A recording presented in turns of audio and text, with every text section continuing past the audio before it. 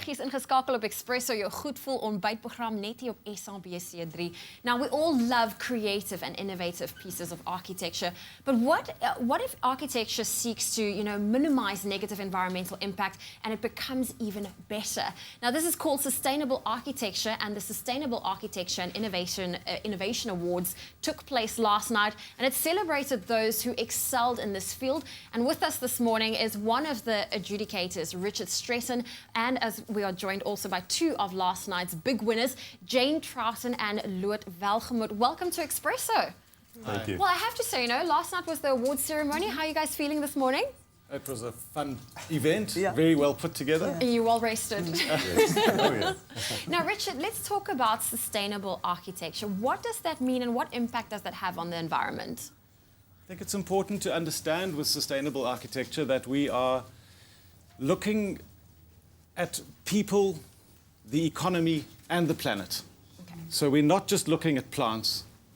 We're looking at how the process of building buildings helps to uplift people, and also the spaces that are created, how those uplift people and provide for a more, sustainable economy as well as the environment. Okay. Now let's talk about some of last night's winners. How do you think they excelled in proving themselves in this field? I think we're playing a long game. We are part of a conversation that talks about how this portion of our economy, which is the built environment, which is a large portion of our economy, contributes to the upliftment of the economy, people, and the planet. And so it's just really reassuring to see how architects and, in Jane's case, people who are building their own places are thinking more and more about these aspects. Okay. And so it's an evolving conversation. And that's really what these awards are about, is on a biannual basis, there is general improvement and an advancement in the quality of the conversation we're having. Okay.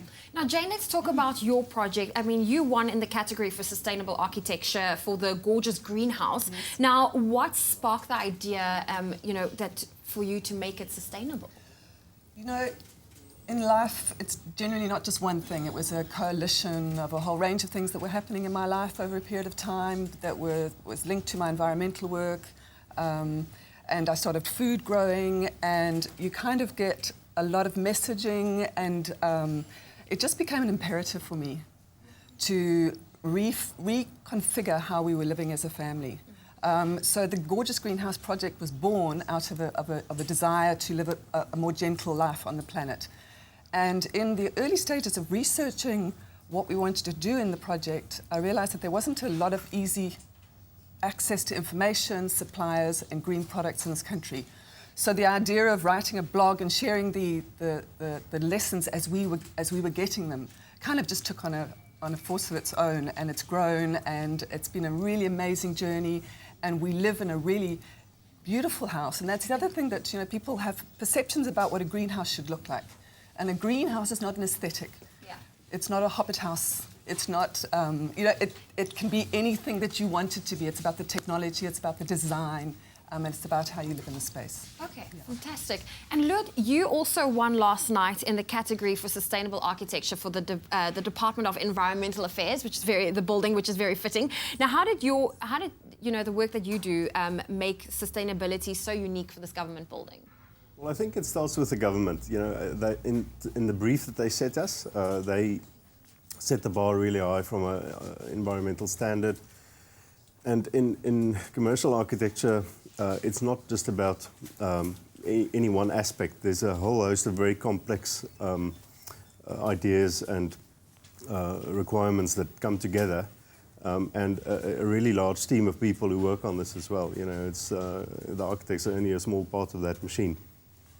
And in designing this building, essentially, we drove ourselves as a team. We pushed ourselves all the way to make the building better. And it started off with a fairly simple 4-star green rated requirement, and we ended up getting 6 stars for both the design and the as-built, which is a tremendous effort by everyone. I think the end result sets the bar quite high for well, both government and public sector to achieve the same standards at least. Okay. Well, Richard, Jane, and Lood, thank you so much for joining us this morning, and congratulations on the awards you've won, and thank you for, the contributions you make to society, and definitely, for having your impact on the environment. Thank you so much. Well, listen, this is your Feel Good Breakfast Show. We still have lots coming up for you. In fact, it's now time for us to catch up with the morning headlines.